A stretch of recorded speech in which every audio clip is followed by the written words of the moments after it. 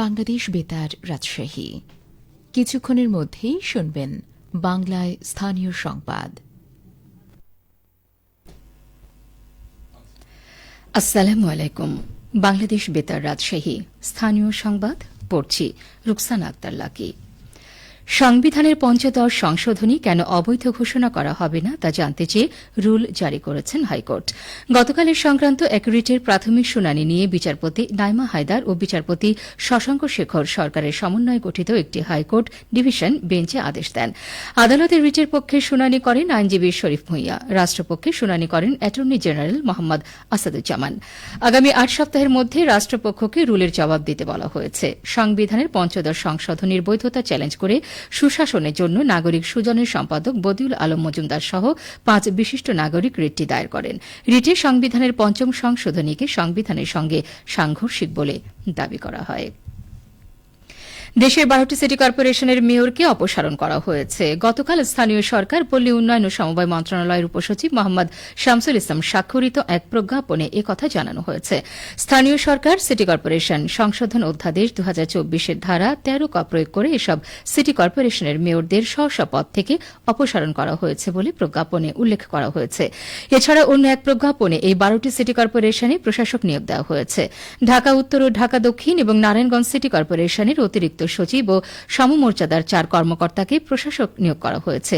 এছাড়া রাজশাহী, চট্টগ্রাম, খুলনা, বরিশাল, সিলেট, রংপুর, ময়মনসিংহ ও গাজীপুর সিটি কর্পোরেশনে বিভাগীয় কমিশনারদের প্রশাসক হিসেবে দায়িত্ব দেওয়া হয়েছে। এদিকে দেশের ৬০টি জেলার জেলা পরিষদ চেয়ারম্যান, ৪৯৩টি উপজেলা পরিষদ চেয়ারম্যান, উপজেলার ৯৮৮ জন ভাইস চেয়ারম্যান ও ৩২৩ জন পৌরসভার মেয়রকে অপসারণ করে প্রশাসক নিয়োগ দেওয়া হয়েছে। গতকাল স্থানীয় সরকার, পল্লী উন্নয়ন ও সমবায় বিভাগের স্থানীয় সরকার বিভাগ থেকে এই সংক্রান্ত পৃথক প্রজ্ঞাপন জারির মাধ্যমে এসব প্রশাসক নিয়োগ দেওয়া হয়। প্রজ্ঞাপনে বলা হয়, উপজেলা পরিষদ সংশোধন অধ্যাদেশ ২০২৪-এর ধারা ১৩ ঘ প্রয়োগ করে বাংলাদেশের ৪৯৩টি উপজেলা পরিষদের চেয়ারম্যানকে স্ব স্ব পদ হতে অপসারণ করা হল। অপসারণকৃত চেয়ারম্যানদের স্থলে সংশ্লিষ্ট উপজেলা নির্বাহী কর্মকর্তাকে প্রশাসকের দায়িত্ব দেওয়া হয়েছে। অপর এক প্রজ্ঞাপনের মাধ্যমে দেশের ৬০টি জেলা পরিষদের চেয়ারম্যানকে অপসারণ করে সংশ্লিষ্ট জেলা প্রশাসনের একজন করে প্রতিনিধিকে প্রশাসক নিয়োগ প্রদান করা হয়েছে।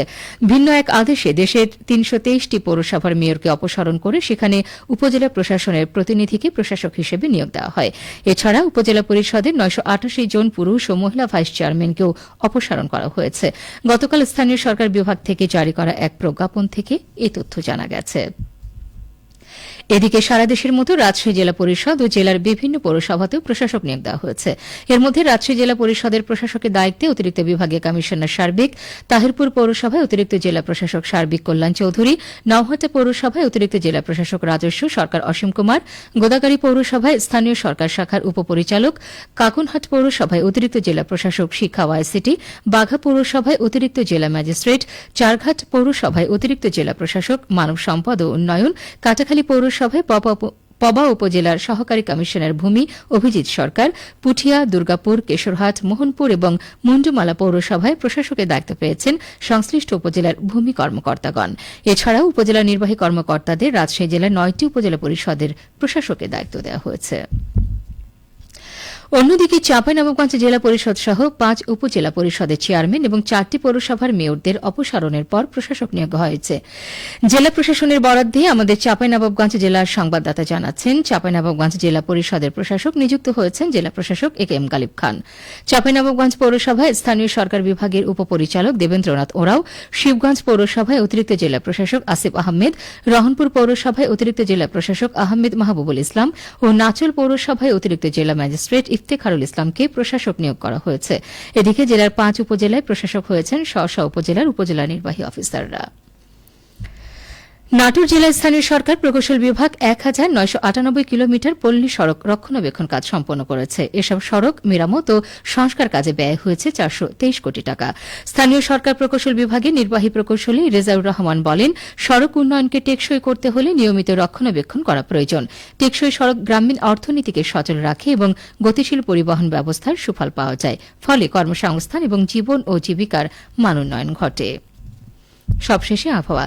আজ দুপুর 12টায় রাজশাহীতে তাপমাত্রা ছিল 32 ডিগ্রি সেলসিয়াস। এ সময় বাতাসে আপেক্ষিক আর্দ্রতার পরিমাণ ছিল 70%। রাজশাহী ও পার্শ্ববর্তী এলাকায় আজ সূর্যাস্ত সন্ধ্যে 6:35 মিনিটে। সংবাদ শেষ হল। আমাদের পরবর্তী সংবাদ প্রচারিত হবে দুপুর 2:05 মিনিটে।